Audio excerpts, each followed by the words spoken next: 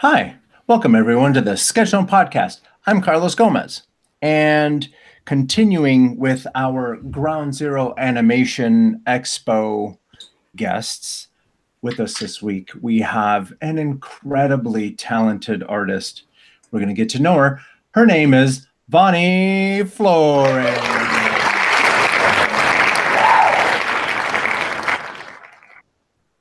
Hi. Hello. Welcome to the show. Yeah, welcome. Thank you for having me. No worries. Before we get into it, let's go ahead and introduce Jack Kasperzak. I'm going to do like Charlie does. I'm here. I'm back. That's what we say every time. Yeah, speaking of Charlie, Charlie is a little under the weather, so we are wishing him well. However, something tells me he's going to be on the chat, and even still, we have his artist inspiration, so he's here in spirit. So far, so we need to say hi to Valerie Cohen, and to Dustin Pike, and to Landon Wilson, and to there's a bunch of other people in the chat. So if you're there, just go ahead and say hi. So that's that. So if you're watching live, go ahead and let us know. If you have any questions for anyone on the panel, feel free to interact on the chat room. Since Charlie is not here, we don't have Twitch going, but that's never stopped us before. So go ahead and give us interact with us on the chat. Otherwise, you can use. Whoops, that was my fault. I messed that up big time.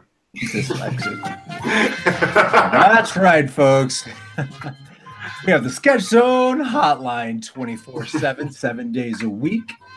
408-SKETCH-8. That's 408-753-8248 if you have any questions, whether we're on the show or we're not on the show. And if you're calling internationally, like those folks that we know all over the place, go ahead and use the international line 011-408-753-8248. I would do it in different languages, but I don't know them all.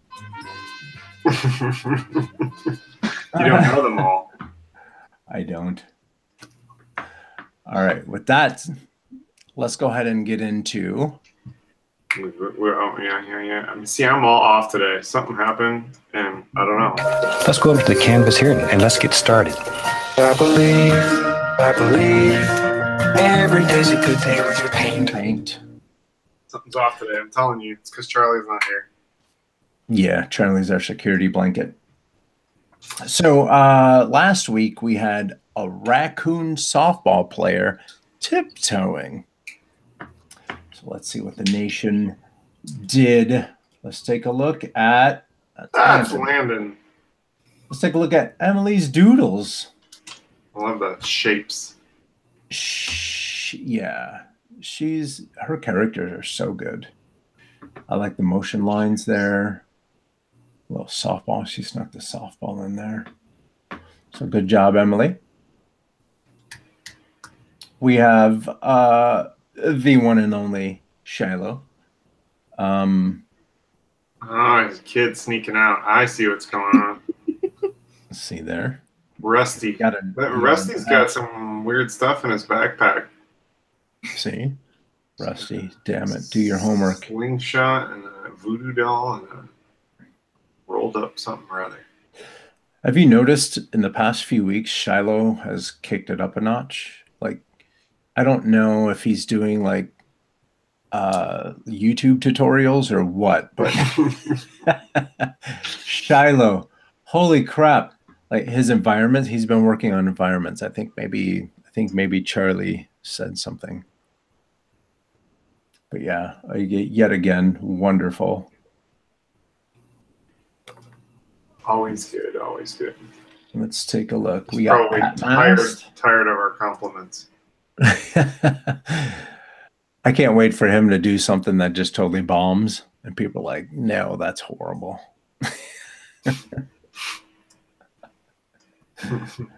Pat Mast, this is good. Go. Okay. I'm trying to figure out. I'm trying to figure out this arm here. I like the shading though. Yeah, the shading, the texture, and everything is really cool. Pat Mast always does it on this thing that looks like a brown paper bag. Yeah, I think it is. I think it's not digital, but it's hard to tell. No, I think he does a lot or most of his stuff traditionally. Yeah. Tan-toned paper. Yeah. Something like that. Kind of looks like it, yeah. Some of that. Yeah. Either way, really good. I like his, if you look at his little nose, his nose has a lot of really cool detail in it. All right, let's see. Coconut Justice. Oh, that's me. That's me. Trying to steal a base, so he's tiptoeing away. The raccoons versus the raccoons.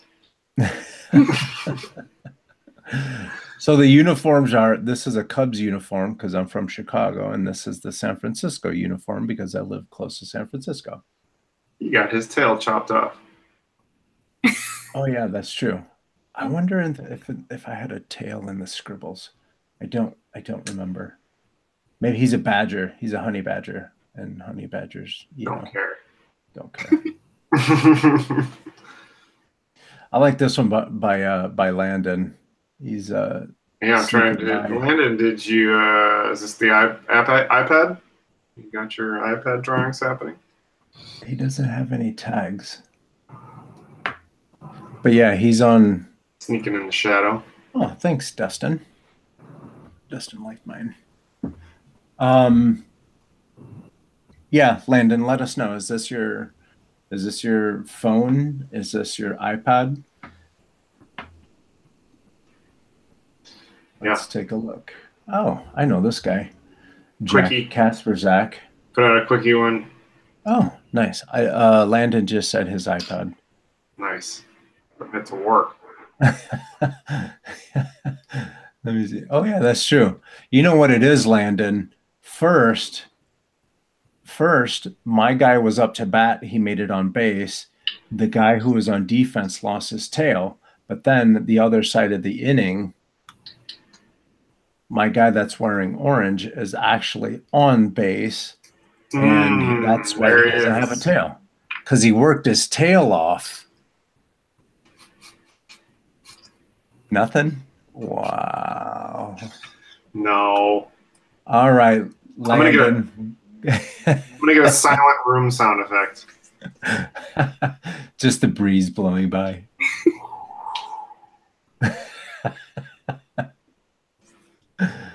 Back to Jack. Jack has Valerie said that pun. Come on. That was a good one. Dad joke, you guys. Yeah, well, it was. Vicious. Jack, yes, wonderful, as always.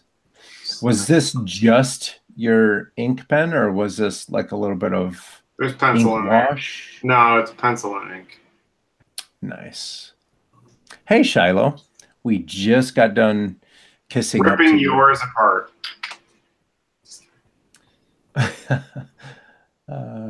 Yeah, so Jack killed it yet again. And this one just snuck in. I like where Dustin is going with this. I like the fact that he has enough trust in our potential to have our own field and have a pet rhinoceros. Jeff's own field. You know what was up? That. It's the rhinos versus the raccoons. That's right. And there's a little funny bird watching. I love that. Oh. I love the little extras that people always add. Yeah. Yeah. So there's things happening in the chat, but Dustin believes in making us. sure that I'm not ignoring anyone. Now I have to find the app again. We got an app? That's how we do it every week. Oh, that app. Yep. So yeah, Dustin. Good job, Dustin. So we do it every week. Thank you guys. Yeah, thank you guys for participating. It's always really cool to see everyone's interpretation of the fun prompt. So this week, we're going to keep character, outfit, and action. We're going to hit shuffle. What are the other options? Let's only pick 3, but I want to know what the other options are. There's character, gender, outfit, action, art style, height, body type, age, expression 1, expression 2, and expression 3. Ooh, Randy should pick 3. Huh? Should pick 3. Open up all 3? No, just pick 3 of those categories. Yeah, the character. I know we usually share. That's what I'm saying. Let's open it up. Let's, Randy, what you want? You want to pick 3? You want to make it, every time we say let's make it hard, we get in trouble. So what we can do, how about we do this? How about we open up the 3 expressions? And then we'll just, all right, so we have, come on, a white human. Nope. Tarzan outfit, dragging. Yeah. And then the expressions are possessive, mocked, and pushy. See, nice. Those are the things that get us in trouble. Yeah. Unless we want to do just one expression. How about I'm saying let's just pick 3 categories. Yeah. And Shiloh said, "Open up 3, then cheat." That's what I was gonna say. Just open 3 in total. Like maybe instead of outfit. But wait. What we can do is pick character, outfit, and action. Okay. Which is what we do. And then we throw 1 or 2 away. Right. Power of deduction. All right, I'm down. Okay. So yeah, basically what Shiloh said, he said, open up 3, then cheat. Hi, Noel. Noel is here too. Okay, so we got an ox. Have we done an ox yet? We did a buffalo. A buffalo. Oh no, what was it? It was the waitress one. Buffalo. Yeah, it was a buffalo, yeah. So an ox made. No, that's no. Shaking. No. It's pretty much what we already did. A maid ox and a buffalo waitress, kind of very similar. This is actually a funny one. A seal that just happens to be a game designer playing hopscotch.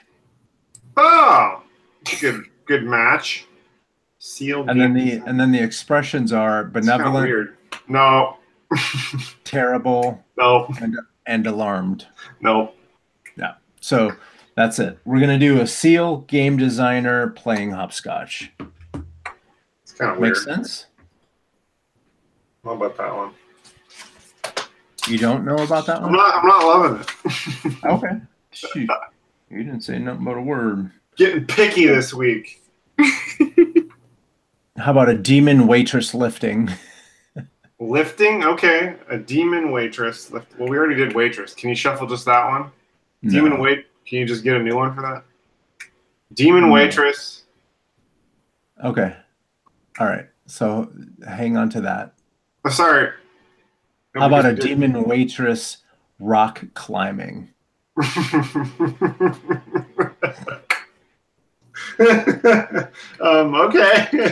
I don't really know. Or a demon waitress planting flowers.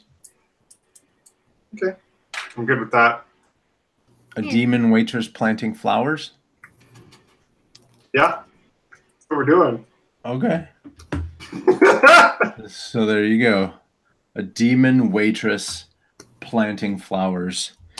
Yep. Let's go over to the canvas here and let's get started. Most awkward drawing. Every day's a good day when you paint. Fun prompt session ever. We have to. Dustin likes it. Something tells me Dustin just will draw whatever the hell pops up. He's always in it to win it. So, what I wanted to start, well, I guess the show has been started, but I wanted to bring up a very important thing that happened. Uh-oh. It was Jack's birthday yesterday. So It was. happy birthday to you. Happy birthday to you. Happy birthday, dear Jack. Happy birthday to you. Thanks. Thanks. Dustin is a people pleaser. So yeah, what you call it? Jack came up to Sonoma and we hung out for the weekend, and then he went home, and life was good. That was a good story. Tell it again. And then what? Next week I'll be heading down because Ground Zero Animation Expo is happening. Ground Zero is happening, and hopefully we will see some familiar faces. That's right, like one Vane Flores. She's like, I have no idea what's happening. Yeah. How'd you get hooked up with Ground Zero? Have you done it before? No, I haven't. I got to have the opportunity to do Ground Zero because Eva knows my work a lot. So on one of the fan alleys that my old school would hold, called like Fan Alley, I attended the October one, of last year, Mm-hmm. and she asked me like, oh, do you want to be a part of GZA? And I said, yeah, of course, yeah, I would love to. And yeah, At first, did you say that, or did you say, come on, what is GZA? I did ask what it was, and she told me like, yeah, of course. So that's my new hip hop group. No, it was a nice offer. So Yeah. So what, Daniel? what school did you go to? I went to Art Institute of Orange County. Nice. Okay. There's a lot of us out here. I mean, both Jack and I didn't. We went to one in the suburbs of Chicago, but there's a lot of Art Institute folks out here. How many are there in California? There's Art Institute Santa Monica, Art Institute OC. I'm sure there's one. There's probably one in San Francisco, yeah. Yeah. One in Hollywood and one in. Oh wow. Okay, so there's like a whole bunch of them. There's one in San Diego. Yeah. Yeah, that's where Rodgon went, the San Diego one. So what did you study there? Because I know at ours, when we went there, what were there like four? There was like 4 degrees. Mm. What did you study? It was media arts and animation. Oh, okay. Mm-hmm. We're all in the same group then. And then the other guy who's on the show usually, Charlie, he went to school for the same exact thing too. Cool. So we're all birds of a feather. So how do you think your experience at that school went? It was okay. I mean, it could be better. I mean, I felt like I learned a lot more in my mentorship with Steven Silver than I did at that 4 years at school. I mean, I got to meet a lot of great friends over there and all, but I don't know. I just didn't think that it really prepared me so much over there. So you said mentorship? Yes. What was that, and how did you get it, and how do I get that?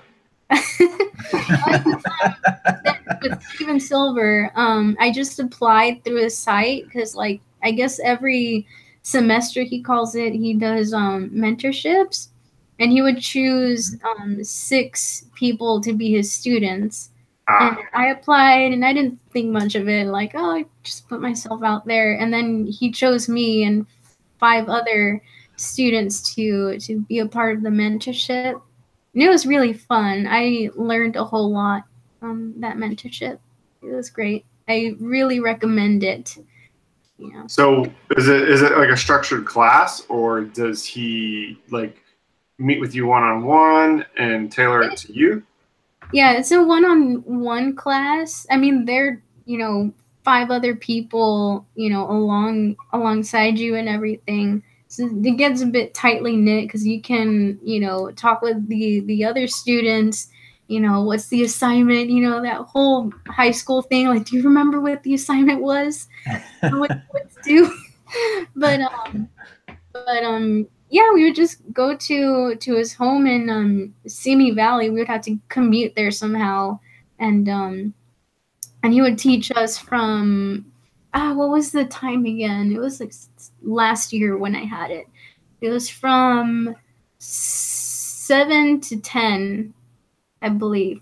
If I remember. No, it was 6 to 10. It was a 4-hour class, and we'd have a break. He'd go one-on-one with us, do exercises. It was great. I loved it.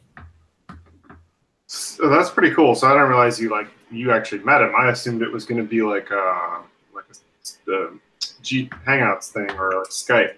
So you actually had to go to his house. Yeah. So does he? He has his own studio that he does his stuff. Yeah. Right. Yeah. But I didn't know. Were you living in the? Where are you from? Were you living in the area? Oh no, I lived in Santa Ana, so it was about an hour and a half to 2 hours away, depending on traffic. Ooh-wee. So I carpooled with another artist. Yeah, and she was a student, a part of the whole thing too.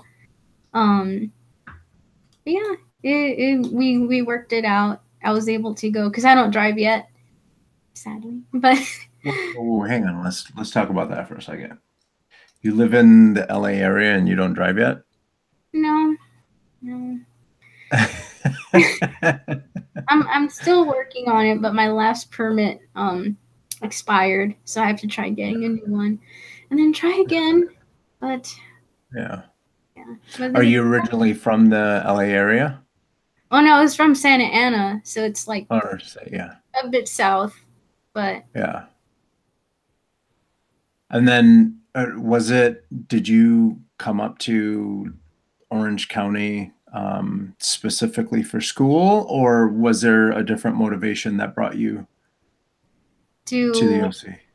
Art Institute? Yeah. It was the closest art school to me. Like, it was like a 5-minute drive. So practicality. Oh, yeah. It was practically like 15 minutes away if I go there by bike. So. Oh, nice. Yeah. That's awesome. And then did you always know that you wanted to be an artist?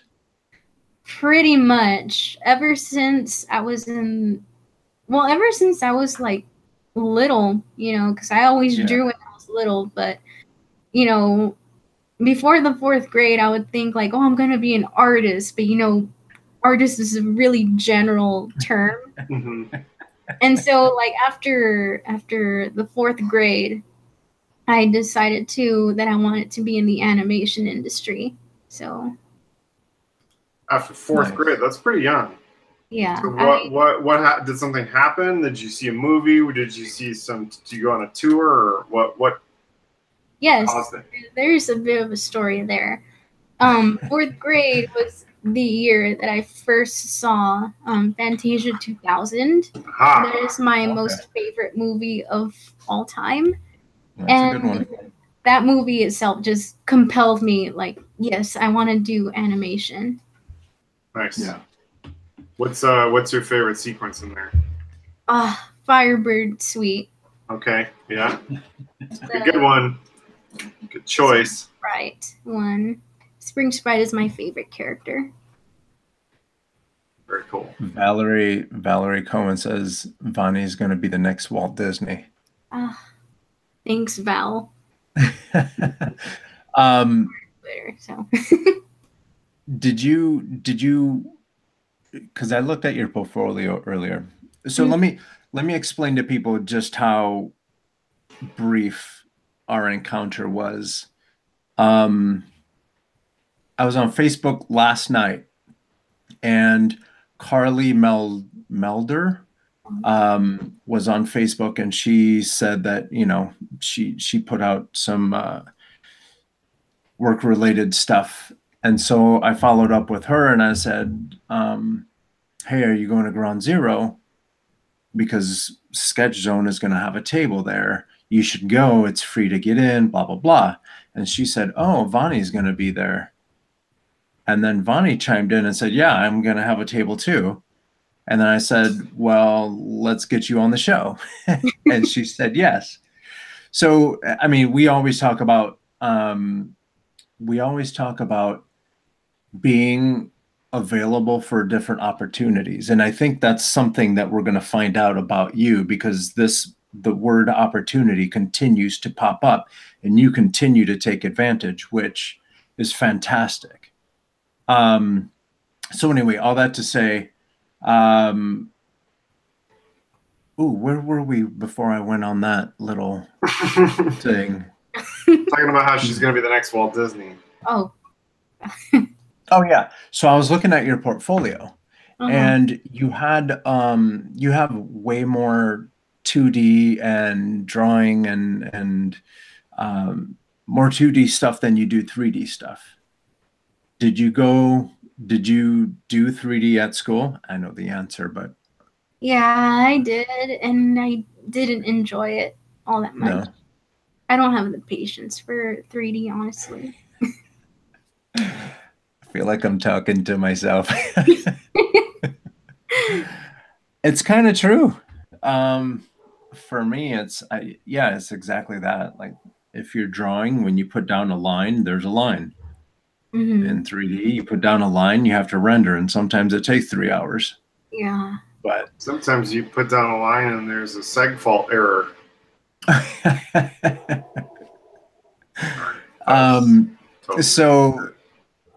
So I'm going to assume that you just went to school and you got the experience,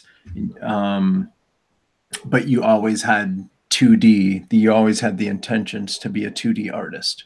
Yes, exactly. Yeah. And then how do you think? Because we'll get into Steven, because his whole situation is fantastic. So we're gonna harass you about that.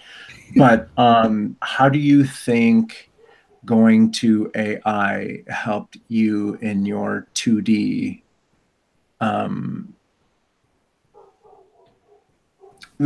You're trying to figure out 2D, and you're exploring the arts. I guess some of the faculty there that is, you know, primarily 2D, because like a lot of, you know, the instructors there were like strictly 3D, and they were nice and all, but it was more like just trying this out, but I don't think I'm really serious about this. But there were many instructors I had in my, you know, in my college career there that were super helpful. Like one of my background and layout instructors was Allison Glowy. She was super nice. She was always there to help tutor me, off the school hours and everything. And I'm still not that good at backgrounds, but I'm still trying, because she was really nice. And just a whole bunch of other instructors I had, like my character design one. He helped me a lot too, because we were doing like this assignment where we would do like redesigns of Johnny Quest. Oh, nice. I believe.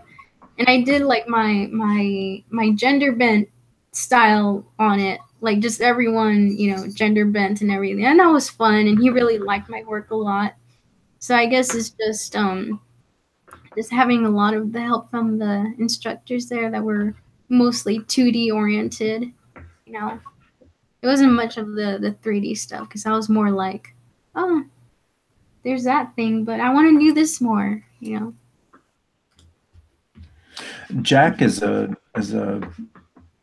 super talented 2D guy. Jack, do you relate to that story? Yeah, in some degree. I mean, I'm in kind of a weird situation because obviously my background came from 2D, and that's what I grew up doing, and that's kind of similar story. I think I fell in love with the original Fantasia, and plenty of other movies. So I kind of went into it thinking, oh, I want to do illustration and animation, and thinking it was going to be a bunch of drawing, which it was. But then they introduced 3D. And at first I was super reluctant. It was like, yeah, this isn't drawing, this isn't animation, this is kind of weird, and it's computer, and I got to learn the software and all that stuff. But then kind of as time went on, I realized that it kind of was just another tool. And aside from kind of, to put it simply, is there's too many components in 3D. It's really difficult to do everything really well. Whereas with drawing, it's kind of like, you put it on the paper and it's there.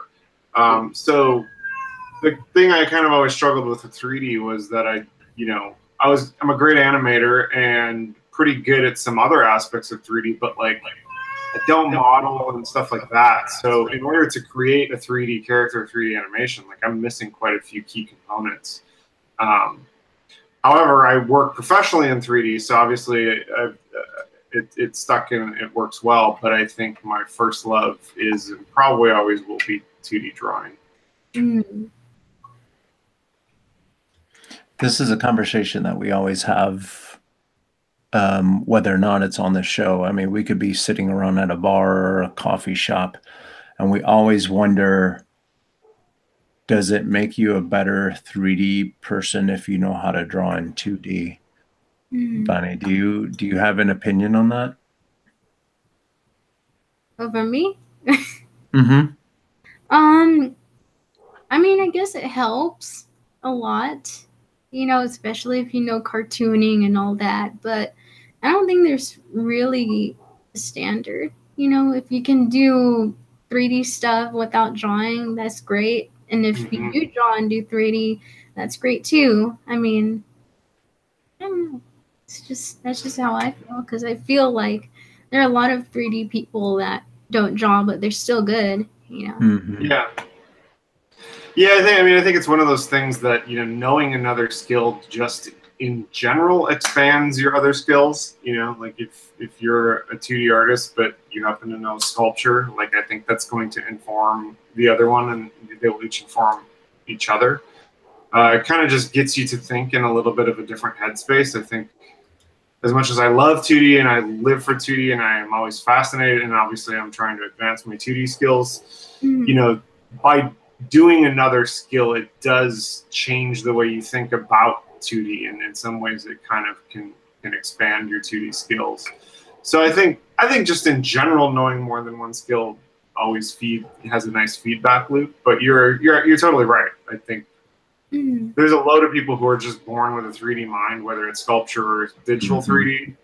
And then there's loads of people who are just kind of more born with the 2D. I will say, from a production standpoint, now that a lot of animation is 3D, it does help to have some crossover knowledge, because there's a lot of things that will be done, like say when you're in the storyboard department and you're working in 2D because you're drawing, that don't translate really well into a 3D finished product.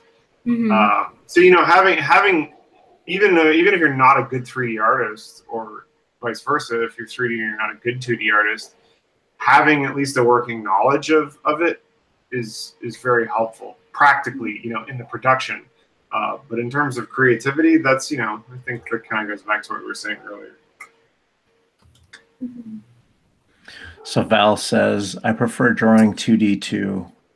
Bonnie's been a huge inspiration for me. You got a fan base. I agree. I agree with that completely. As we're looking through her portfolio here, I'm hoping that we find I'm hoping that we find a demon waitress planting flowers so I can copy her stuff. Oh no. I'm working a bit on it right now, just coming up with this sketch. But yeah, I do a little bit of animation too, but I feel like my center is just character design. when you were doing animation at school, did they have you working on a certain 2D program? They made us use let's see, a bit of Flash, but we also used Toon Boom, but we didn't really learn, you know, the whole, puppet aspects of Toon Boom. We only did the whole, drawing by frame kind of stuff, which I guess I was pretty good at. I mean, I'm pretty proud of that one wolf jump scene. That's a good one. But I don't know, I just don't feel like I'm built for like animation primarily. Like I can do it, but as a full-time thing, not. Shallow knows me. He said you had Carlos at Flash. I'm actually in the Flash pre-release program. So I get to see a lot of this stuff and play around with a lot of the stuff before they release it to the public. There's a lot of cool stuff that they're working on. I've been begging them, and I actually had a conversation with the development team of Flash. I asked them, can you please just put in, like a bitmap brush that we can do pencil tests with. And so we had a long discussion about that. So hopefully one of these days, I know they've been working on their brushes, but I haven't seen anything like say like a Photoshop brush or anything that they're putting in there quite yet. There's a lot of really cool stuff that's coming down the pipe though. But as far as doing frame by frame, the best that I've played with so far is Sketchbook Pro. Have you played with that at all? I did a bit. I didn't really like it, honestly. No? I don't know why. I just don't like it. Yeah. When you're doing your character designs and stuff, what's your go-to program? My go-to is Clip Studio Paint. Very nice. There's a lot of people who love it. It's great. I really recommend it. And yeah. I do a few things in Photoshop. Like if you notice in some of my my illustrations in Tumblr and all that, I have like this little effect where I make my retro looking work have like a bit of a 3D effect. So it looks like kind of like the old print where you like see the edges and there's a bit of red or a bit of cyan. I do that using Photoshop and put some gray in there too to make it look more, vintage and all that. Oh, I see. Almost like a cell painting, like the kind of. Yeah, a bit like that. Yeah. Looking through your work, trying to find samples. I'm trying to follow her on Tumblr. Like I did a Paper Mario, the 1,000-Year Door tribute piece last week, and I did the same effect on that one.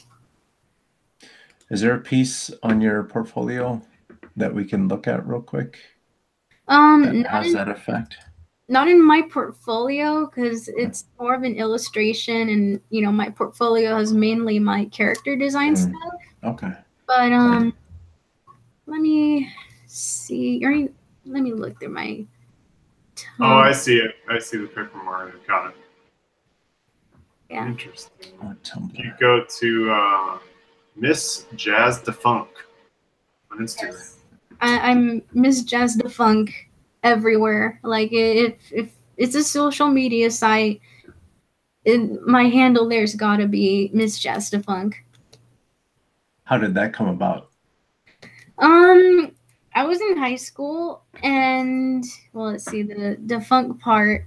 I was into Daft Punk when I was in high school, and one of my favorite songs in their their Discovery album was called Da Funk.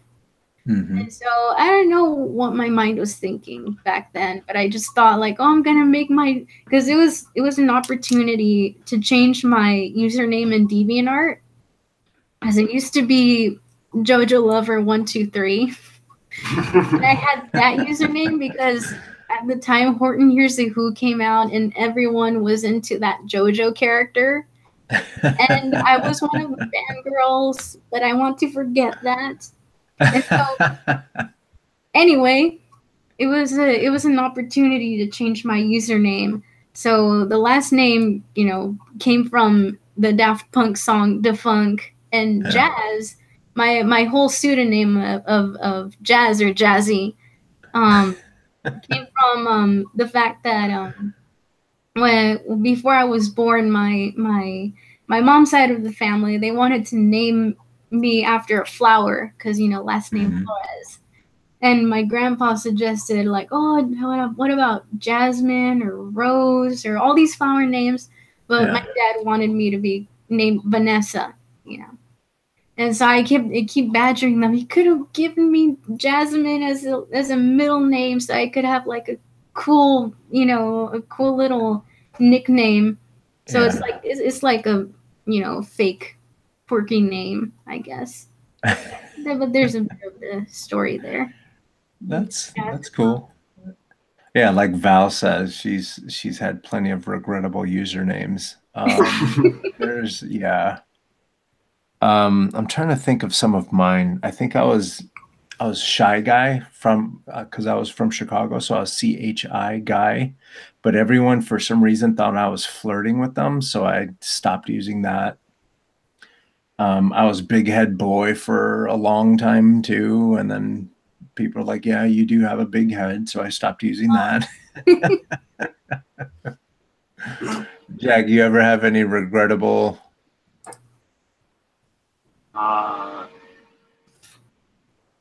No, I think I've always been, well, prior to Sketchbook Jack, I was just Jack Kasperzak. But the funny part is that always gets shortened to Jackass. So back in the Yahoo groups or whatever it was, people would always be like, "Oh, hey, Jackass."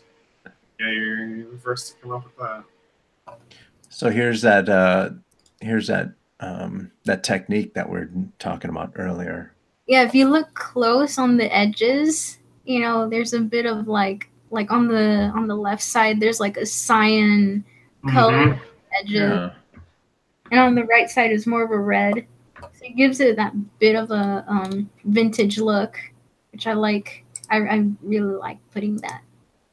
There's another one I have here. That went pretty viral on Twitter. Here we go. There's another one there, and it did the same technique on that one.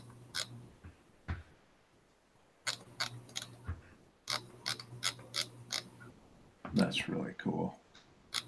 I love how piece. I'm always geeking out, and Jack is probably just like cracking up how people find different ways to create texture in their drawings.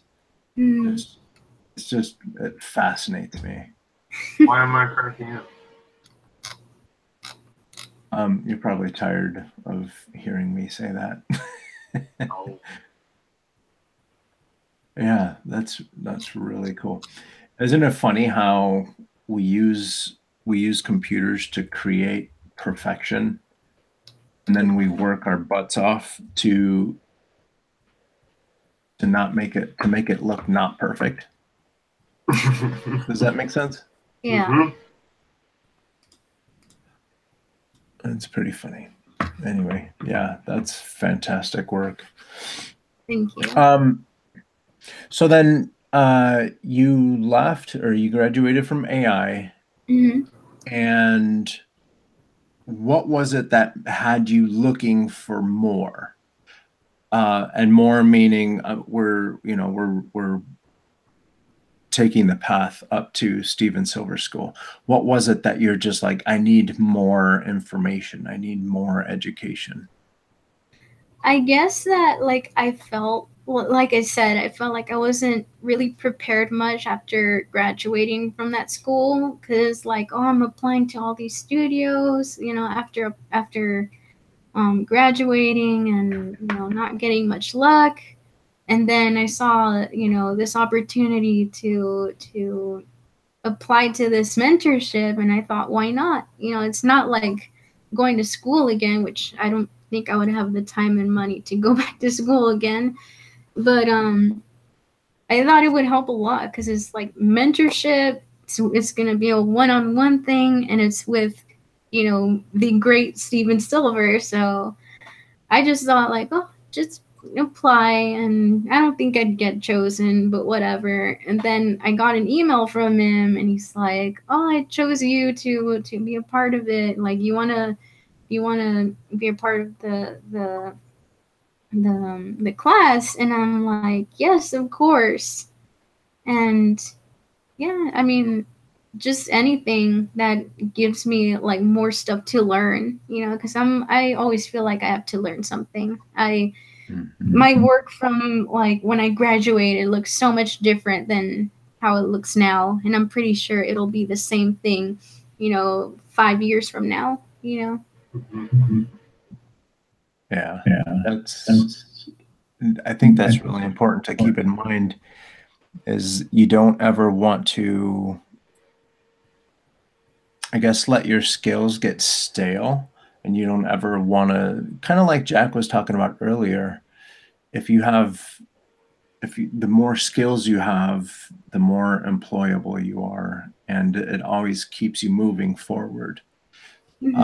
So yet again, you saw an opportunity and you went for it, and you accomplished something really cool. What was the application process like? Did you just submit a link to your portfolio? Basically, yeah. I was linked the application or the website through one of my instructors, because he told like me and a bunch of other, you know, other character designer students that graduated recently from that time to apply, and I was the one who got picked out of all of them, which is great. But basically, it was a link to his website, and you know, it was basically like your name, you know, how was it? It was a year ago, and I don't have the best memory, but I know that you put your portfolio link and say why you want why he should choose you to be a part of the class and everything.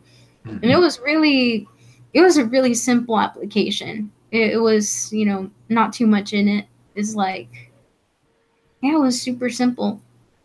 And That's he cool. chooses anyone, whether they're a novice, or they're in school, or they're not in school, or they're, you know, professional or not. Just anyone that seems to catch his eye, you know. That's cool. And then how did the classes go? Was it just basically you guys sitting in a room with a bunch of pencils? Basically, yeah, but there's more to it though, of course. Yeah. Like we would have the introduction, we would, you know, introduce, you know, ourselves and all that. We would get into his classroom, and we would, you know, usually we would start like with a motivational video to kind of, you know, get us through the class, or remind ourselves like, oh, like we shouldn't limit ourselves, you know, to, you know, we just shouldn't limit ourselves, you know, in life, especially in this industry, in that field of animation. And you know, we would do like some warm-ups. He would kind of teach us about like basically what the lesson is for the day, like on, like maybe this one day we do poses, this one day we do expressions, this other day we figure out like how the head is structured and all that. maybe another day we work on line of action and all these great things that, to keep in mind of. And yeah, we just do like a lesson for the day. Excuse me. And when we had it, it was basically every Wednesday for 8 weeks. Mm. Oh wow! Yeah, I was going to ask how long it ran. Mm-hmm. Well, it was 8 weeks when I took it. I started in March and we ended in May. So you mentioned early on that you learned a lot more from him and from this brief class. I mean, relatively brief class than you did with what, 4 years in school. Mm-hmm. And so, I mean, obviously that's a complicated issue, and like there's a lot of components to that. But like, if you could sum it up, like, was it purely just because it was a small class and you had direct one-on-one contact with the professional, or was there something else? It was something else, because of course, when you have an opportunity for something one-on-one on one niche thing like character design, of course you're gonna want to choose that. But as far as like the school went, it was more like from what I was told, our institute used to have like a good, focus on 2D as well as 3D. They used to have like a good balance of like importance. But nowadays, CG is like, is what's focused nowadays in art schools and all that. I feel like the 2D department was neglected a lot, you know. So Mm-hmm. it's like we were talking about the whole 3D thing. Like I mostly had 3D classes, whether it's like modeling or rigging or all that stuff. And it was just a class for me. It was about as equivalent as a gen ed class. It's Right. like I feel forced to take it. Like I was having the mentality like, oh, let's try this, maybe I'll like it. And I did try it. And I did, try my best to pass the class and everything. But it just didn't really work out, as, something I would be interested in. Because it was more of a chore, honestly, to me. And if it works for others, that's cool. It's great because there are 3D people that probably would not be into character design too. It's just a matter of interest and all that. But as far as like how the school was going, I felt like I didn't have that much regard for 2D too much. That was my whole thing. I wish they had more regard for it than it did. But So you think it's mainly a focus on the discipline you're most interested in rather than kind of like the general overall? yeah, like from my whole college career over there, I felt like I only had 2 or 3 classes mainly built on what I wanted to do. And I was taking like 4 classes each quarter for 12 quarters. So imagine that is like 48 classes Mm-hmm. my whole, career there, and only 2 or 3 of them were catered to 2D, Mm-hmm. That's where, yet again, I feel like I'm talking to myself because I went to school, well, 3D still is the new hotness. Everyone thinks that 2D is on its, has one leg in the grave, one leg on a banana peel. But I went to school wanting to learn more about animation and even filmmaking and script writing and doing all that stuff. And then when you get there, you're hoping that you're going to have way more 2D exposure to 2D, and then you kind of don't.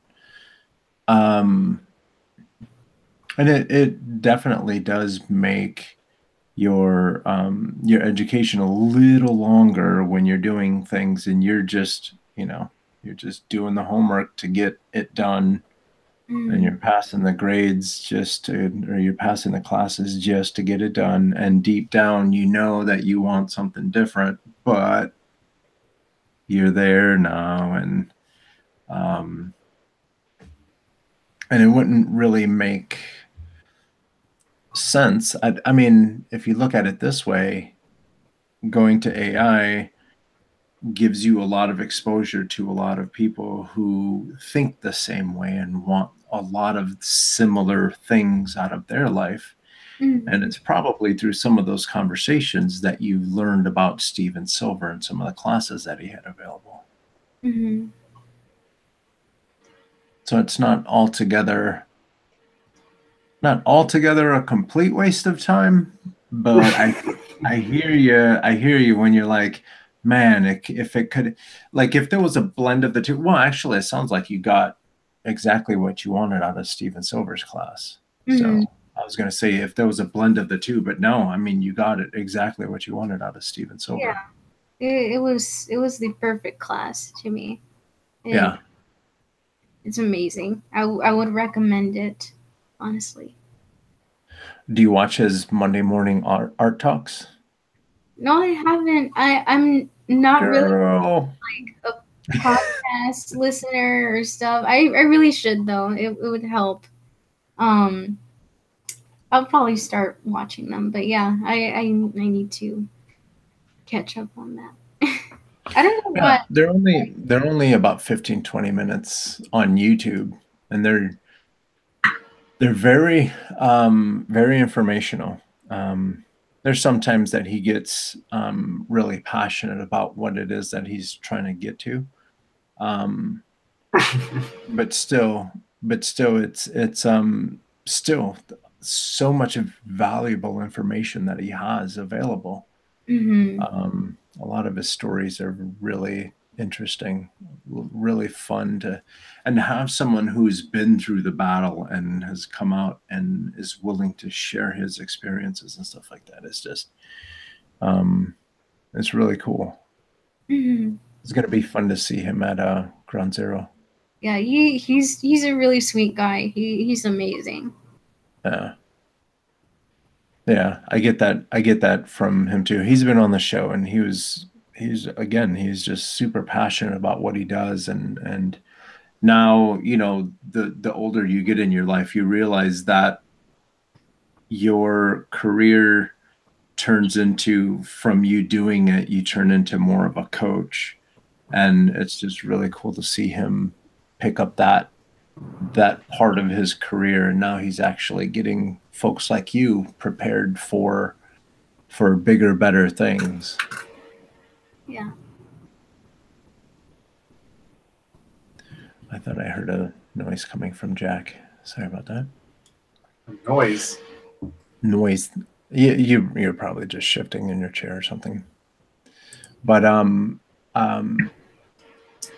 so now you said you were done with Steven. So well, you applied for his class about a year ago, and then that was about 8 weeks, and you've been building your portfolio and doing all kinds of really cool stuff.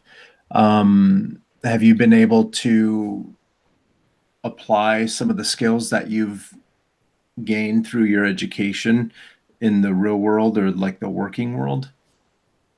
Like from the mentorship or from AI? Either one. Because I think now that you did the AI and then you actually figured out what you wanted to do, and then you went and you did the whole Steven Silver thing. So now you're prepared to go kick some butt. Have you moved into doing freelance work or artwork for anyone? I have a bit. Yeah. I'm still working on it, trying to look for jobs. Well, I'm mainly looking for a studio job, but you know, I'm also open to do freelance too, but it's pretty difficult to look for that too. But I did a bit. My first freelance was to do some toy designs for what is his name? Mickey Mouse. No, I wish, but not. Bill Oakley. Yeah, I did some Okay. designs for Bill Oakley, the steamed hams guy. Yeah, that's a fun gig. Oh, I love that meme. But yeah, I did some toy designs for him because he was looking for he was on Twitter and he put out a tweet saying like, oh, is there any artists out there that can replicate this style, and showed a bunch of mid-century looking, illustrations and all that. And I just went like, oh, I do that stuff. And I just threw in my portfolio link, and before I knew it, his assistant just, slid through my DMs and said like, oh, he wants to work with you and all that. And yeah, I did some work on that. I think it'll come out soon. What the whatever he's working on right now, which is like a retro toy series called Sight Gags. It's in Twitter. You can search Sight Gags. And yeah, I'm really looking forward to my designs, being made into a toy. I'd probably get it myself too. Well, we'll let Bill know that if he doesn't send you some toys, we're gonna have issues. And that was one gig. And then my second one, it was to do freelance work, like freelance character design work for Dream East Pictures. They're a really small animation studio in Hollywood, and I got to do a bunch of character designs for them for this one show that involves animal characters. I'm like, animal characters, yes, this is what I do. I mean, I can do humans too, but the furry community kind of seeped into me. So, but that was a fun thing to do. I mean, the designs they had before were really, really, really, really simplified. Yeah. So it was like my job to, make them look more expressive and all that, more like, play with their shapes a lot. And that was fun. But I didn't get the in-house studio job, but it is what it is, Yeah, just as long as you're getting more and more experience, more and more exposure, it's going to happen. You have the skills. Yeah. Yeah, it's difficult, but it'll take time. So since you have an affinity for fuzzy characters, what's your stance on Zootopia? I loved it. I saw it with my fiance the second day it came out, and we were just in love with it. I mean, I kind of have a bias for foxes if it's not obvious yet. I love foxes. I love them to death. Yeah. But yeah, we saw that movie and we were just amazed by it. I really love Zootopia. It's a great movie. Yeah, it's pretty solid.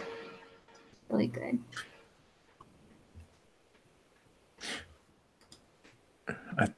I keep thinking, Jack, you're gonna jump in a little more, but sorry, passive aggressive. I will.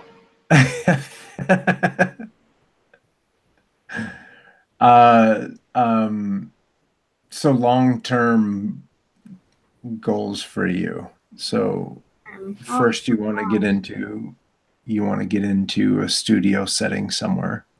Yeah, or at least just my foot through the door in something, In the meantime, are you just constantly working on more and more characters?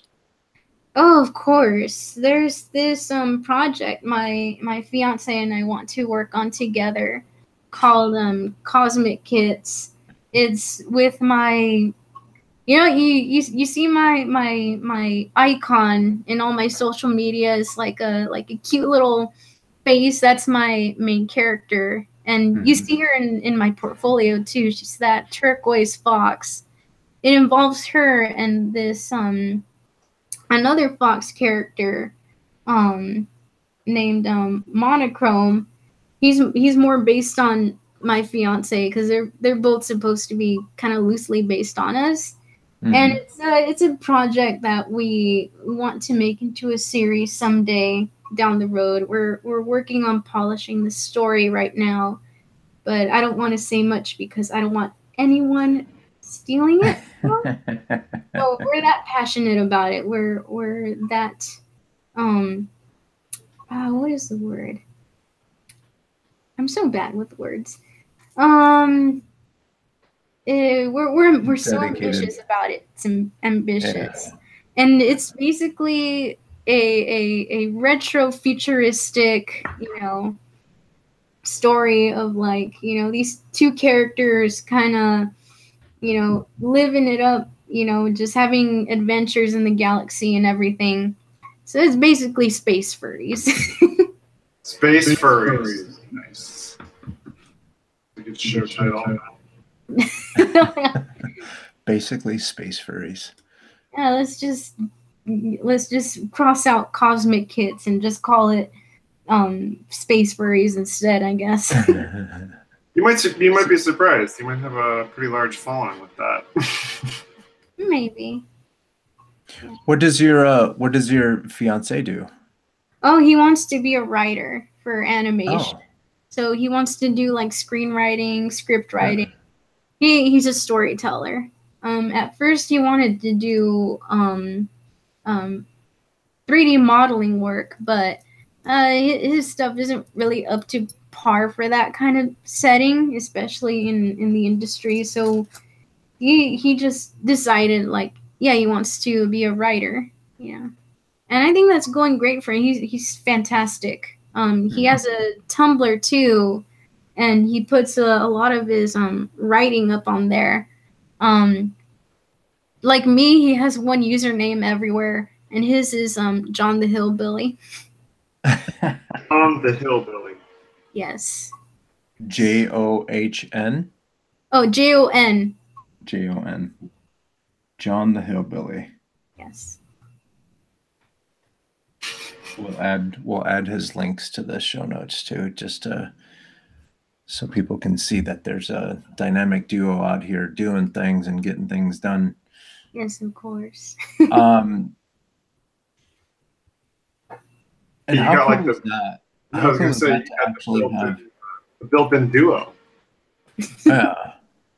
Yeah, I'm doing the designing and he's doing the writing. So, yeah.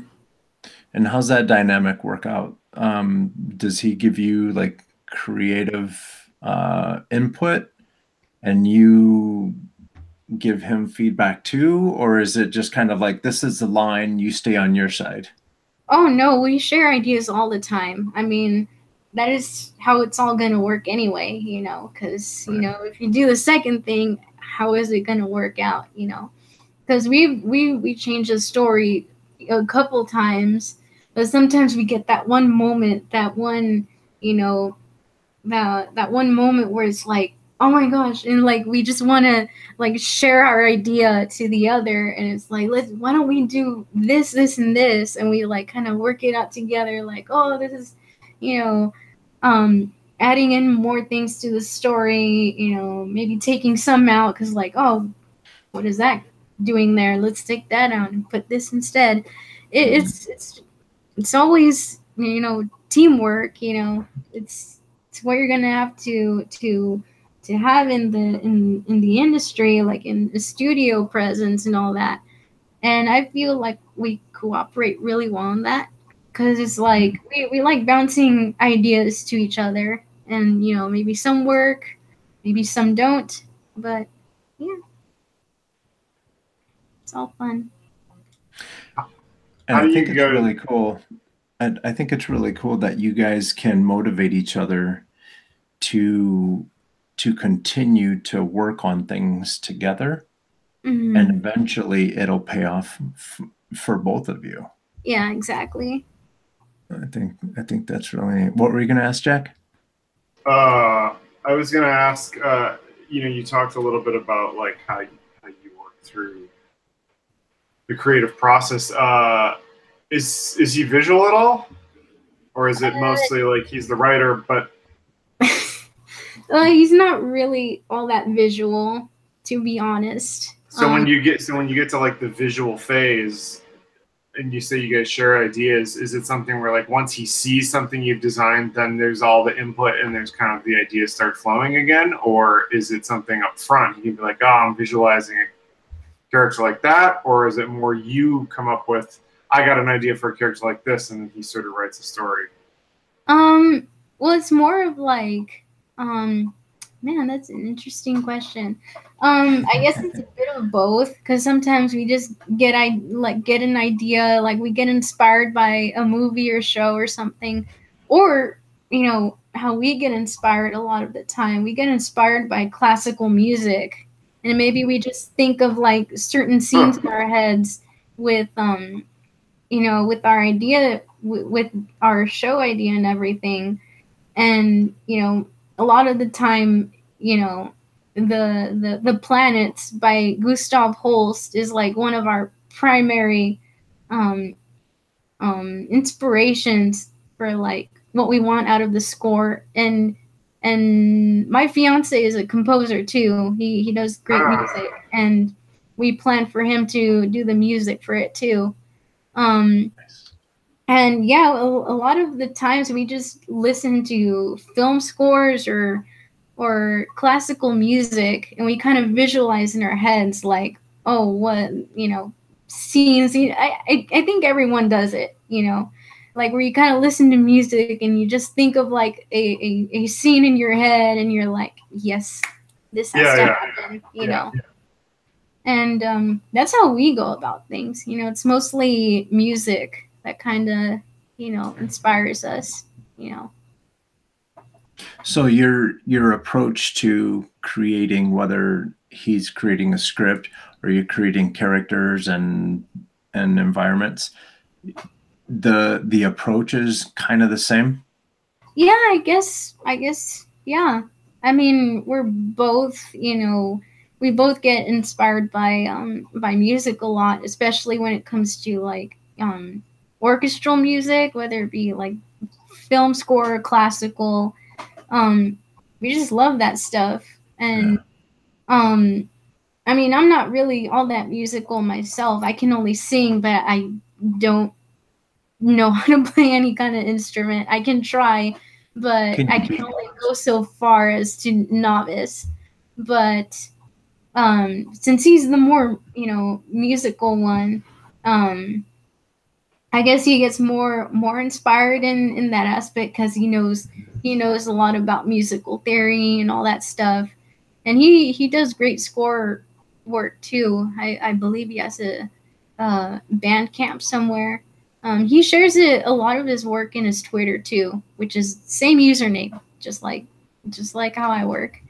But yeah, it's just primarily music. I mean, I blame Fantasia 2000 for my love of orchestral music. Yeah. I guess that rubs off on me through, especially ever since it started, since 4th grade. I just can't stop listening to that stuff. It just helps inspire a lot of ideas. That's really common, I guess, especially for me at least. I can listen to classical music or the things without any words, because it helps turn off a part of my brain that lets a creativity flow in. Mm-hmm. Because if I know the words, 99% of the time I will end up, singing and just being distracted. Yeah, I think language kind of activates a totally different part of the brain. And on top of it, I think words are, you know, emotionally charged and come with a lot of baggage. It's like you could put any word on there and it's like instantly you start putting meaning to it, whereas instrument is a little more emotional. So I think it's pretty natural that that kind of creates a creative, you know, creative avenue to sort of access these thoughts and ideas. Mm-hmm. Jack, do you listen to music and stuff when you're drawing, or? I'm like a weirdo. I actually tend to like kind of silence. I don't tend to work to music, but if I do, yeah, it tends to be instrumental. I don't like to listen to stuff with lyrics, and I think it's for that very reason. I think you know, it's either I get caught up and start focusing on the lyrics and singing, but I think some of it is purely because I know that it influences me in that sort of way. It kind of has a distracting charge to it. You know, it's like, oh, they said this word and that makes me think of this, which sort of pushes you down. Whereas, you know, music kind of is more of a tone and a theme and a, you know, feeling rather than not music. Instrumental music is. So yeah, if I do, it's going to be instrumental. Mm. That's the way to go. If the wrong song comes on, you're trying to come up with something, and like some hardcore rap comes on, or even the wrong love song comes on, you're like, what do you know about love? You don't know anything. And there goes your whole creative process, and you're just on a completely different tangent.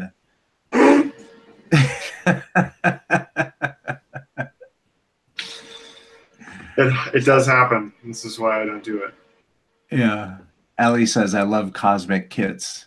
Really love the project and the characters. Oh, yes. And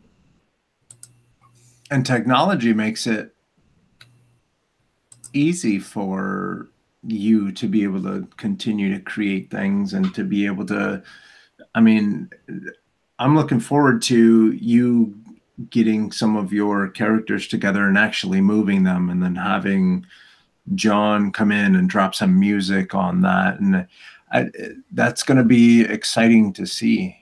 We're actually working on where he's more working on scripting the pilot first and see where we go from there. And I'm probably gonna do the storyboard once that's done, because I feel like having a script would kind of lay everything down easier for us, you know, because and then we would have the story right there, and I can say, yes, I'll follow this.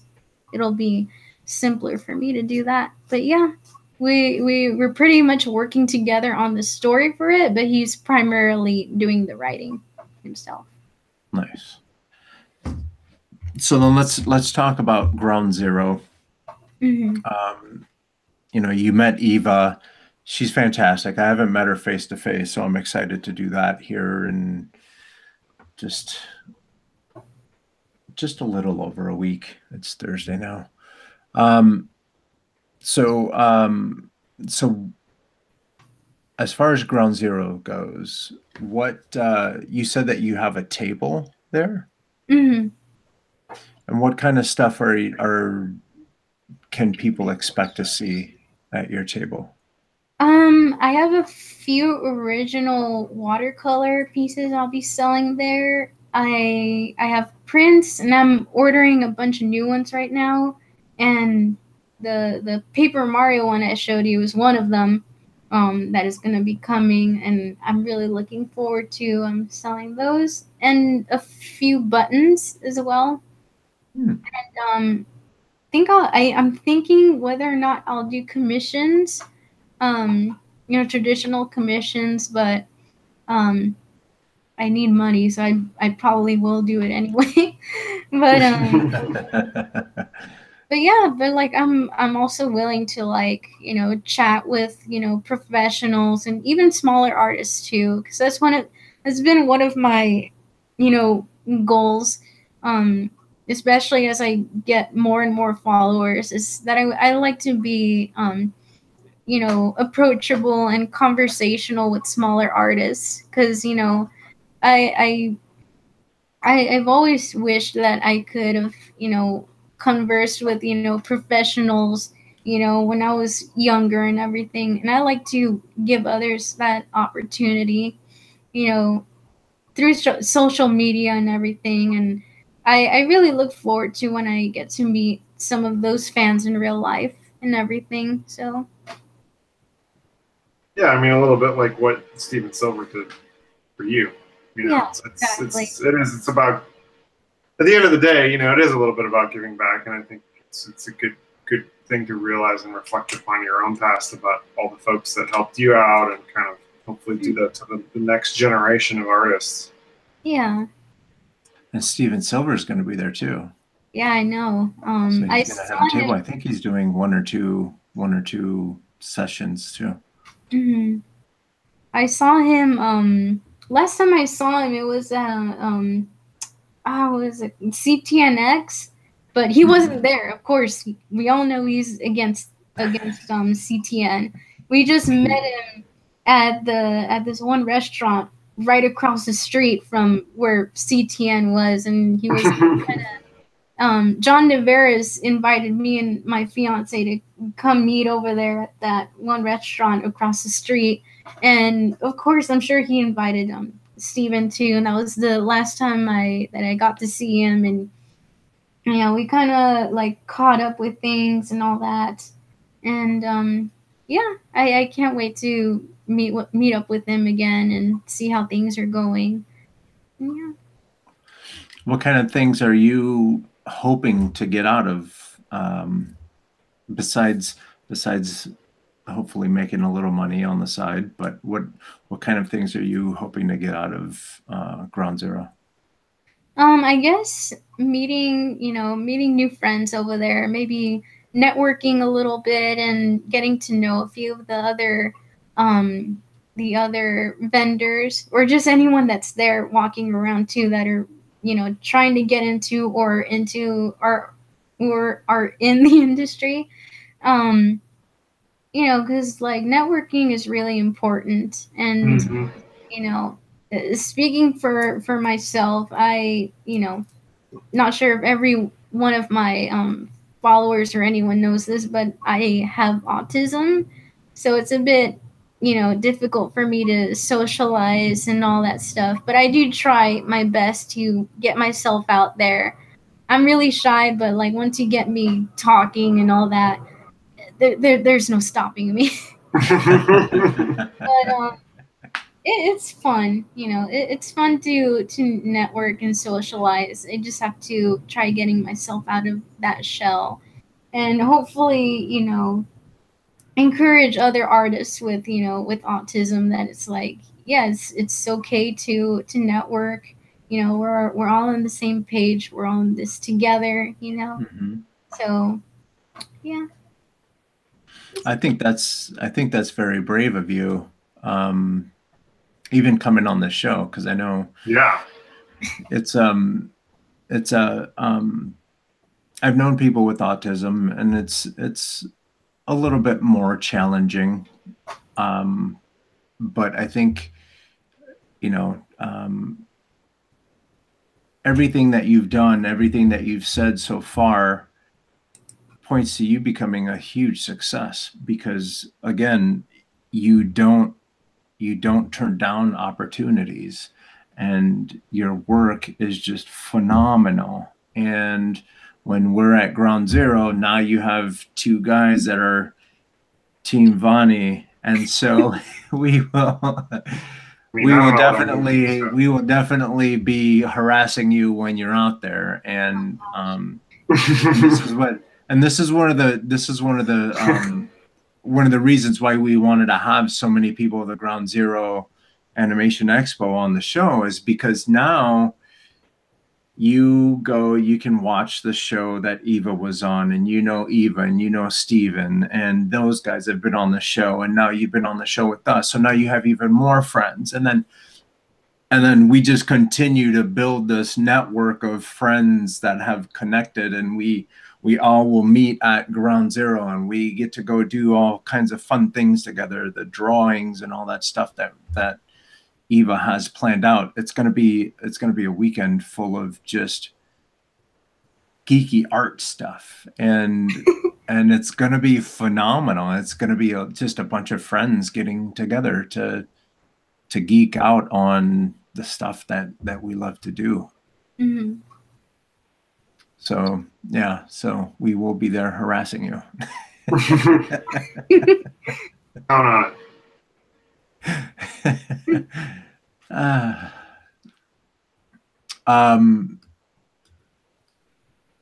I just want to make sure that Val says, yeah, you're doing good tonight, Vane. Yeah. Yeah, you're killing it. You're fantastic, man. Space for landed, had to leave. Okay, cool. So long-term goal. Let's say when you finally get your big break and you finally start building up all your experiences and everything, what do you want to, this is going to sound silly, so I'm sorry, but what do you want to be when you grow up? Like, how far are we going to take these killer skills? Well, I'm sure, like I said before, you know, one of my big goals is like to be a showrunner for that Cosmic Kits idea. But another dream of mine that I hope to do as well is to somehow do another Fantasia movie if possible. I love Fantasia that much. I mean, it's what made me decide what I wanted to do, and it just helped me, you know, see my love for classical music, and then after that, film score and all that. And you know, I guess I would really like to do something like that someday. Or if I had to make one my own, you know, of course, without Disney and all, probably make something similar to it, but under a different name, you know. Because, Sure. yeah, it's just, my gosh, just everything in those two movies alone are just amazing to me. Yeah. I agree. Yeah, Fantasia is definitely one of the ones that that had me thinking, like, what kind of magic is this? Like, Yeah.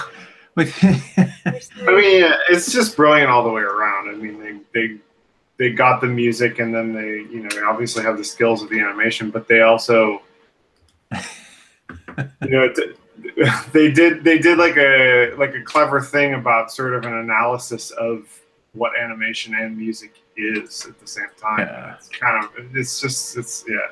It's a really cool experiment. And I think Val is onto something. Val said Fantasia. No. Val, no.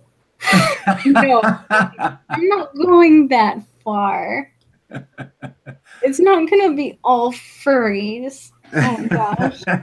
All furries.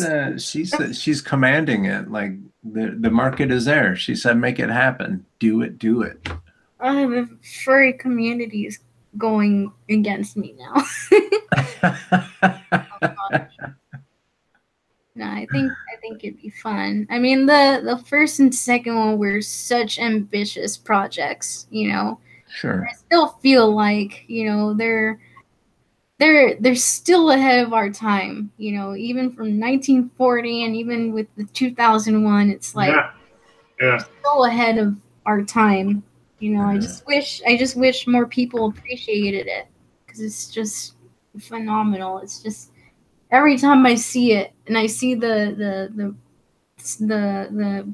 Firebird Suite sequence, I'm just like, I just feel like crying seeing it, because it's just so good, so underrated.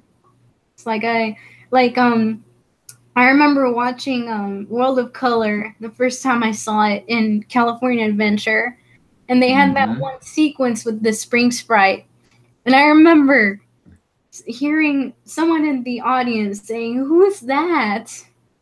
And I just wanted to break the gasket.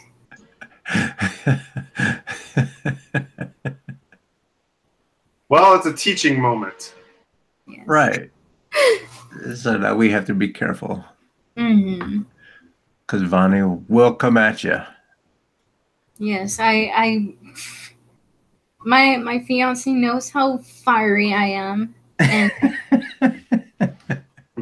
I try to be nice and sweet as I can, but if you claim to be a Disney fan and you have no idea what Fantasia 2000 is, Get out of here. Vane will take you out. yes, exactly. Fair enough. Fair enough.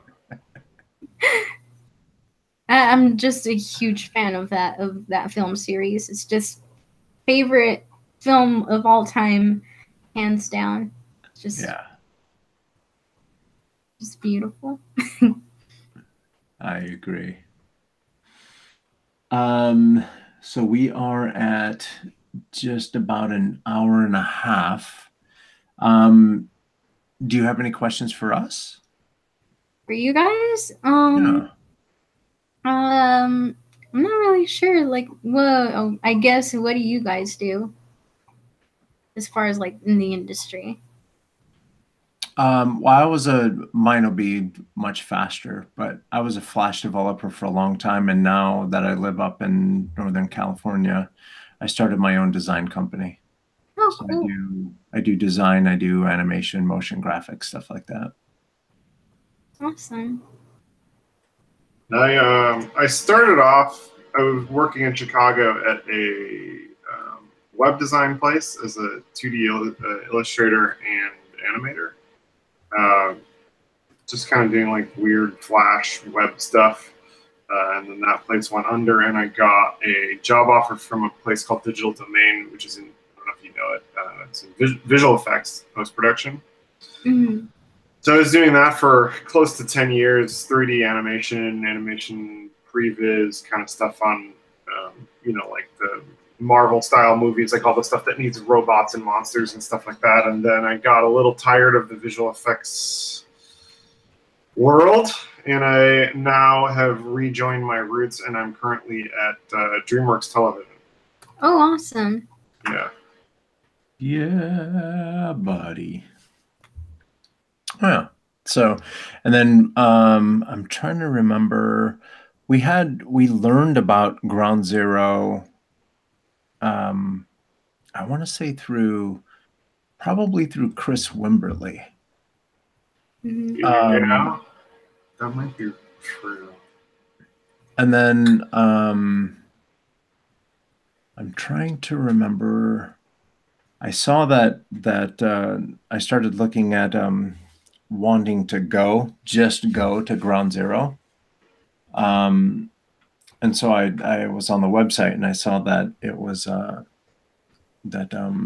becoming a sponsor was an option. And so I reached out to Jack, and long story short, we're sponsors, and now we're going to have a table, and it's my first time doing anything like this. So I'm super excited yet nervous. And yeah, and I think it's important for us to come out and hang out with people like you, because for as much fun as this podcast is, I'm way more face-to-face type of person. Mm-hmm. And so I'm super excited to just go and geek out with all you guys and see what you guys are doing, and go, like I said, draw together and networking, but in a friendly way. Oh, of course. Yeah. So hang on. I feel that celebrities need cameos are what ruined Fantasia 2000 for many people. It may not necessarily be anything against the animation or music. That's what Ellie said. Celebrities. Okay. Yeah. Yeah, the introductions to each sequence. Yeah, I believe that too. I mean, the first one only had one guy, Yeah. and even then, I don't really feel like the introductions are all that important because they just say what's going to happen and then you just watch what happens. You know, I don't know. I mean, the whole celebrity thing was kind of gimmicky, so Yeah. I always skip past them every time I watch the movie. And that might just be like Hollywood has a tendency to milk one idea. And so when you start having cameos, they think that it's cute and it's going to drive people to come watch the movie. Mm-hmm. I don't know. Unless it's Dick Van Dyke, I think we're good with cameos.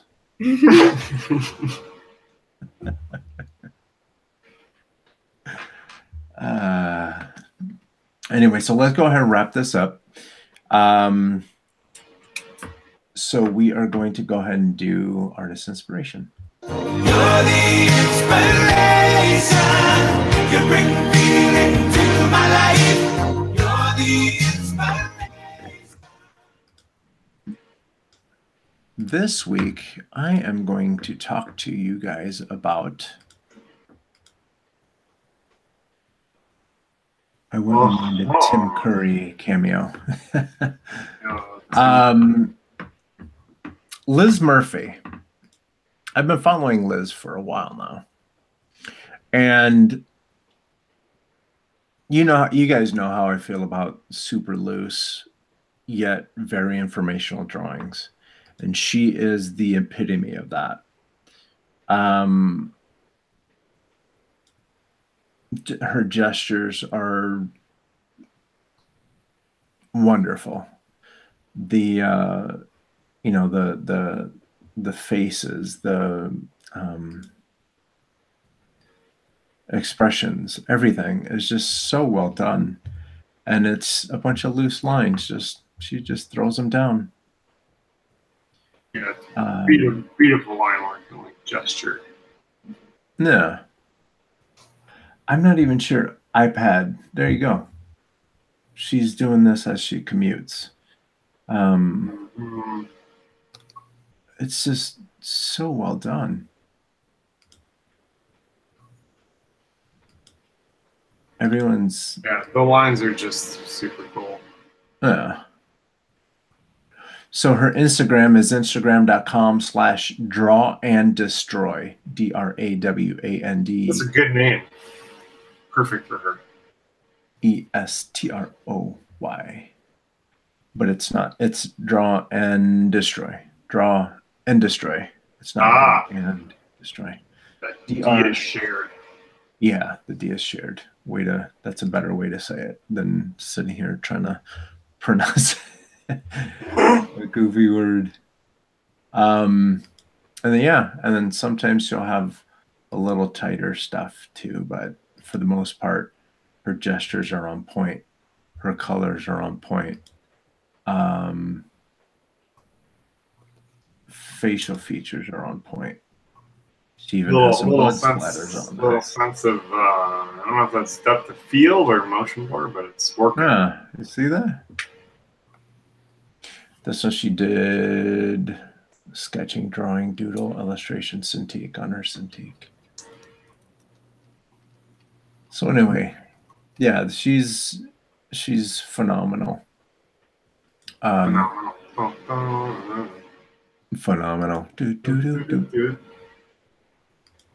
So yeah, I've been following her for a minute and just love everything she's putting out there.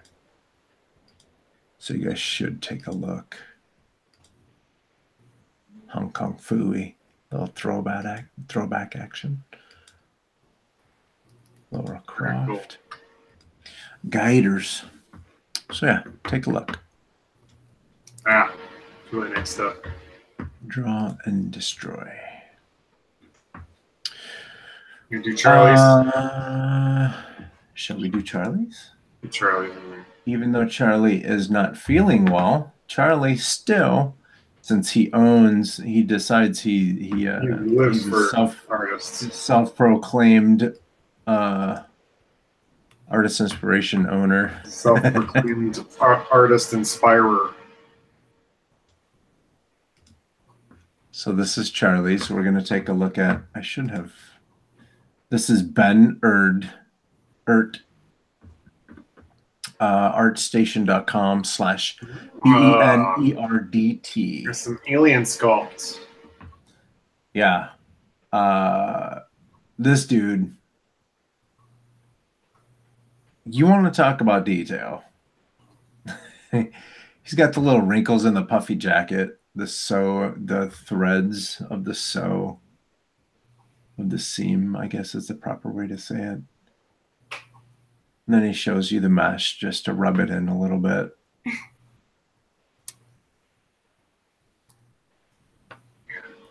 Oh, he's a rigger too. Rigging that stuff. And then this is the final piece. Holy moly. Oh, wow. That's crazy talk. And then he's just taking a break.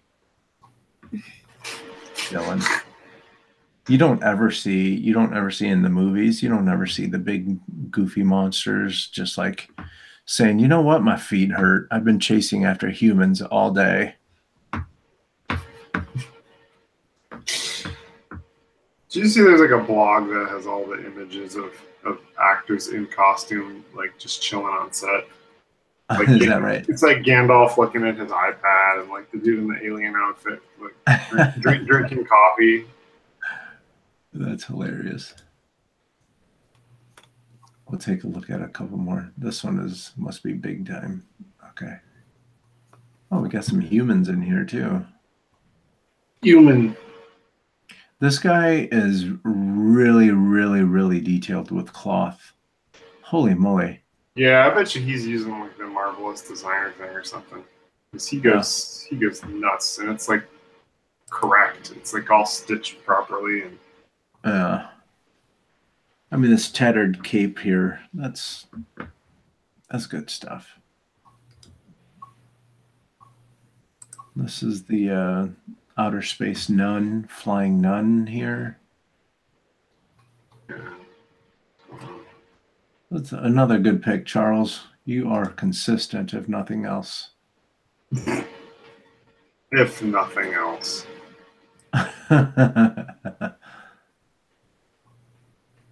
So yeah, we'll put the link in the show notes, but it's artstation.com/Ben Erd ERDT BENERDT. Thank you, Jack, for sharing that on the chat. Here's another finished piece. I wanted to find another fit. What? We got a video. Hang on. Uh-oh. Noman. Okay. Noman Workshop. Now we know what's up.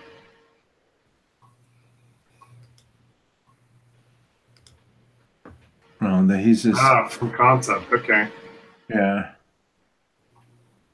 If you watch this video, he's basically explaining what you're about to see in his portfolio, and then he has some process videos in there too.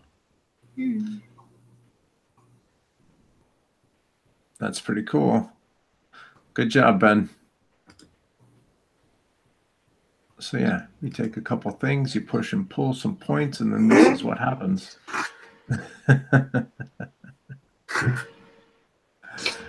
Good pick, Charlie. Good pick. Even when he's not here, he's still crushing artist inspiration.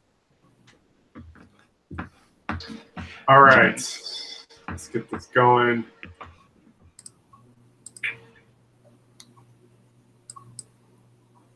All right, this guy is a guy by the, I'm going to butcher it, apologies, Jithan Puthan Purakal. I'll just drop the link because I'm not going to try and tell you how to spell that. But he's in Bangalore, India, and he is a concept artist slash 2D designer, and he just has the coolest sense of shape and light, which just killed me. So he's got a Facebook page, which is actually where I found him. And you see all this stuff put together, and you just see it in a grid, and it's just kind of like really cool to see.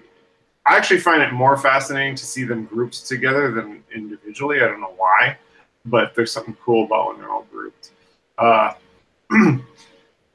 So he's got these little environments and stuff, and he's really great with texture as well, slapping on some texture.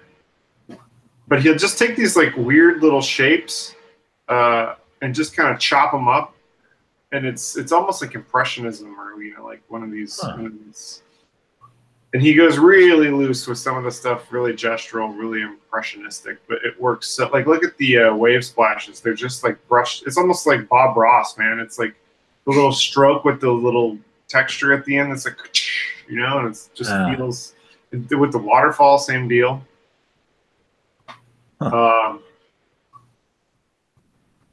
Yeah, he's really great. And then he's got these more illustrated ones he does digitally that are super shapely, kind of a retro funk thing that's in right now.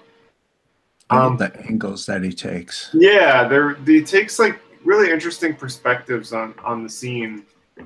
And the curious part is they seem to be scenes from around India, like probably where he lives. And I've been to Bangalore, and it does not look this pretty. No offense, guys. But, he's making. That was the one that looked like San Francisco, though. He's making it look real pretty. But I mean, just look at like the reflection. Like, this is crazy. This is just like some weird abstract cutout shapes, and it totally looks like crystal clear, beautiful water. Damn you, Jithan. Yeah, he's killing it. Then the cool part is if you go back far enough, I think it's actually on the Facebook page, you see where he made the switch. He's got these watercolor paintings. Oh, wow. So I don't know if he's still doing both, but at one point he was pretty much exclusively, I mean, there's spattered in here a few digital ones, but he was like, 8 out of 10 of these things were watercolors. Wow. So clearly he knows, speaking of people who've got like, multiple disciplines. Yeah, it's just cool. Cool all the way around. Nice. So I'll drop him in the links because it's again, I'm not going to try and spell the name. But it's Jithan. Jithan.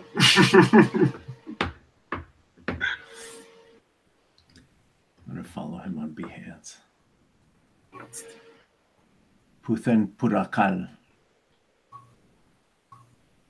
Yeah. Puthan Purakal. Purakal. All right, Vane. Do you have anyone that you want to sure. with us? It's anyone but John Kay. Yeah. Let's see. Oh, I have to bring the links down here. Sorry. All good. And now that I pulled up Jithan's Behance page, just this week, well, I think pretty much every week, at least every other week, Adobe goes live on Behance. So if you go to, I think it's be.net/live or even Behance, behance.net/live. If you go there, depending on what they're doing for the week, this week was illustrations. So they were asking illustrators to come into Adobe, and they were doing a live stream. And while they were live streaming, they would have challenges, and then you would submit artwork. And it's a possibility that you would, they have giveaways, everything from pins and pillows all the way up to a year's subscription of Creative Cloud. Depends on what it is that they're trying to give away. But if you win, you get whatever. But the cool thing is they'll go through and they'll show your work and they'll talk about it and stuff. So the cool thing is you won. I did not. You did. I did, what was it, 2 years ago? 2 years ago now. Not recently, but No, yeah. I did a frame by frame animation when they were switching from Flash to Animate, and I won a year of Creative Cloud subscription, which was really cool. But yeah, it's just really cool to you know, we do our weekly drawing challenge, and so it's fun to do other people's. And so I did the Adobe one, and it's just really fun to watch them. They pull up your artwork and they talk about it, and sometimes they beat it up a little bit, but they try to be nice. And if you have a chance to win anything, that's even more better. So yeah, that's behance.net/live. And then back to you, Vane. Alrighty. Let's see if this works. Okay. Here we go. Okay. So for me, it's gonna have to be Catherine Hudson. She does this really great. She's mostly a character designer, but she also does illustration and all that good stuff. I've been a fan of her for a few years now, and it's actually funny because we actually became what's it called? We became neighbors these past few years, but I'm a fan of her work because she has like a bunch of retro looking designs, and if you know anything about me, I've been into mid-century stuff. And let me look for her Instagram because I think that'd be easier to look for her. Yes. Yeah, let me see.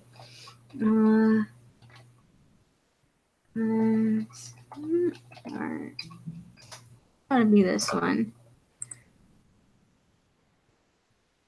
Here we go.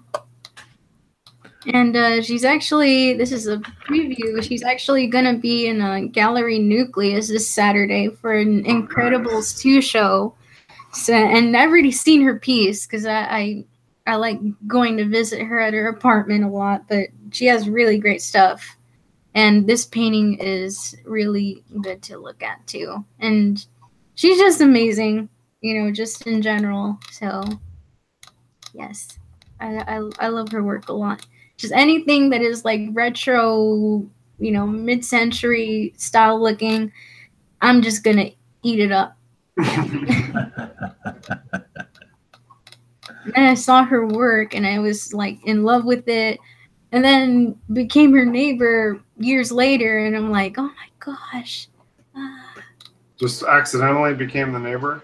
Yeah, and now That's I cool. visit her from time to time, and we help each other out a lot. She's super sweet too. Look at that. And she works at Warner Brothers now. Nice. She's working with Lauren Faust on their Supergirls thing, and she's responsible for a lot of that. So it's like she's pretty great. So what was it? Is Catherine Hudson art? Kath. Yeah, Cat Hudson art. Cat Hudson. She also has Twitter, but like I guess the best platform to see her work is here in Instagram. But I'm sure if you search her name, you'll find where she is easily.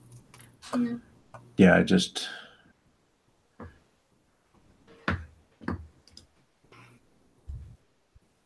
It's an illustration. Oh yeah, I am not following her, but I am now. Her work is really Very cool. great. Good share. Yeah, and that's a fortunate bit of luck that you ended up being neighbors with her. I know, I'm pretty glad for that, and she's a great support too. Yeah, that's cool. There's that one. Cool. Well, thank you for that. Mm-hmm. And I forgot about. Here they come. Here they come, yo. Here they come. Here they come. This or that. This or that. This or that. This or that. This or that. Vane Flores, this or that. Since your name is on social media is Jazz de Funk, do you prefer listening to jazz or funk? Oh gosh. I love both. I really like jazz a lot, mostly because of my fiance. He's responsible for corrupt, but I also love funk, like any like disco kind of music. I love disco a lot. A lot of people think like it's what is the see I'm so bad with words. Played A out. lot of people think that it's like cheesy and campy and all that, but I love disco music. Like you put some Bee Gees on, and I'm like, this is my jam. I feel like I'm talking to myself. You sold Carlos yet again. Earth, Wind, and Fire overreaction. Oh, listen. Yeah. We were at, I was explaining to you before the show that Jack came to visit, and there's this they keep calling it like Coachella for old people. Oh gosh. But this year they had people like Bruno Mars performed. They had Incubus perform. I'm trying to remember who else. But Earth, Wind, and Fire, who just so happens to be my favorite band of all time, they performed. So I checked that off my bucket list. And they killed it. They're fantastic. And I have nothing but happy thoughts. So there. That's cool. Cool. Yeah, man, I knew I liked you. When you're drawing, do you prefer drawing people or animals? Oh gosh. I mean, I know I've been drawing more animals lately, but it's gotta be both. I can't really choose. I like doing humans and animals. Yeah. Just they're for their own way. Both anatomies are very interesting to me, and the way that there's so much variety in how people aren't designed. You can just see different kinds of people just going out. Either you regret going out or not. It's a different thing though. But and so do animals. You see fat cats and you see small cats. Yeah. And fat things, and you see small, teeny tiny, dainty things. As far as animals go, some ugly, some graceful. It's just a bunch of variety. I like observing a lot of things. Whenever I go out, and yeah, I just have to say I can't choose between humans and animals, honestly. That's fair enough. Mhm. What do you have more fun doing? The sketch or the finished piece? You know what? I would normally say the sketch, but if I'm doing like a full colored, piece where I put like everything in there, I guess yeah, when I'm doing the finished thing, because it's one thing to do the sketch, and then you just elevate it to something, to enhance it. And yeah, it might be a waste of time because I could be doing more sketches, like more poses and all that, but then it's like there's something about that one pose, and I just want to like make it into like a full illustration kind of thing, and I just can't help it. But you know what, I'm just gonna have to say it's a bit of both with that too. I just Yeah. can't choose. Both have their All right. good So things. this is me having a little bit of fun just because I've been looking over your shoulder. But Cocoa Pebbles or Reese's Puffs? I guess Reese's Puffs. I used to have that a lot in high school, and I believe that's what got me through life. That's what got me through life.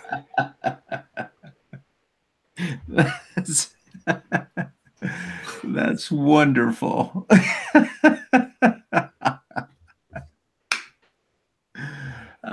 That's awesome. Reese's Puffs got me through life.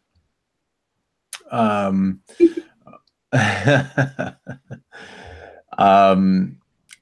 if people wanted to catch up with you online and they wanted to check out your work, where can they find you? Where can they find me? I'm usually the most vocal on my Twitter, and that is same thing, handle Miss Jazz DeFunk. And I like being silly there. I like talking with people there, and it's fun. You know, it has its pros and cons, but it's really enjoyable to go there. I guess the one con about it is that it enticed John K to go through my DMs. So Oh, no. But that's for a different time. that's for no time. No, not anymore. Gosh. Yeah, that happened. Oh, geez. We gotta get you stocked up with the mace. Yeah, I'm gonna get stocked up now if I ever run into him sometime. Yeah. Gosh. And what's your website? My website is jazzdefunk.com. Val said, you hear John K's name and you start to cock a gun. Exactly. Yes. So you said Jazz Defunk, JAZZDAFUNK.com. And Jazz Defunk on Instagram and pretty much everywhere. Well, on social media, there's the miss. You can't miss the miss. Okay, Miss Jazz Defunk. Cool. We'll have links to all this stuff on the show notes and on the Sketchzone page. Hey Jack, if people are looking for you online, where can they find you? You can always find me at sketchbookjack.com and Twitter. If not on Twitter. I'm off today. Sketchbookjack.com and on Instagram and on Facebook. I'm not on the Twitters. Yeah, Twitter's dwindling for me too. And one last little quick shout out to our buddy Charlie B. Williams III, who can be found at cargocollective.com/Charlie B. Williams and on Instagram, instagram.com/CharlieBW3. And he is on the, let me see if I can get it right, on the almighty Pinterest, Getting It in Your Life. And I'm Carlos. You can come harass me at coconutjustice.com, Coconut Justice, pretty much everywhere else. My portfolio can be found at carlosrgomez.com. And this is Sketch Zone. You can catch up to all of our social medias off of our website at sketch.zone. And this is episode 144. So we have a bunch of other episodes there. Like we've been saying, we've talked to Eva from Ground Zero Animation Expo. We've talked to Steven Silver, who was fantastic. We've talked to a lot of really cool, interesting people on the show. So you should go there and check it out and see Kyle Webster. Like we've talked to Jake Parker. Who else? Will Terry has been on the show a couple times. So yeah, there's a lot of really cool people that we've talked to that you guys can go and catch up on. And if you're trying to catch up to us in real life, like I said, next weekend, June 9th and 10th, we're going to be in Orange County at the Ground Zero Animation Expo. That's gzaexpo.com. It's free to enter. I believe that there's like an Eventbrite ticket that you can get. I believe that's what it is. But just go to gzaexpo.com and get all the information there. We're going to have a table there Vani is going to have a table there, so come and hang out with us. It's going to be a blast. Let's see what else. Yeah, so we have all the links on the website. We're on Facebook.com or on Facebook. We're on Twitter. We're on all that good stuff. And when you are on Instagram, we're Instagram.com/sketchzonepodcast. And when you do the fun prompt, which is a demon waitress planting flowers, make sure that you tag us, so then that way we can share your artwork, and then we can also show it on live on the show. And then if you are trying to catch the show and we're not live, you can obviously catch us. We're on Twitch, obviously on YouTube, because that's where you're watching us now. Go ahead and subscribe, and there's a little bell. Go ahead and click on that, so every time we go live, you'll be alerted. Otherwise, you can find us on Stitcher, SoundCloud, Google Play Music, and of course, iTunes. I think finally that's it for us. Quick little thanks to Valerie, to Ellie, to Shiloh, to Landon, to Noel, to Dustin. I'm trying to see if we haven't said Dave Atzy's name in a long time. Ooh. Hi, Dave. I don't even think he's there, but it doesn't matter. He's not. I just haven't heard that in a while. Anyway, that's it for us, guys. Have a good week. Thank you.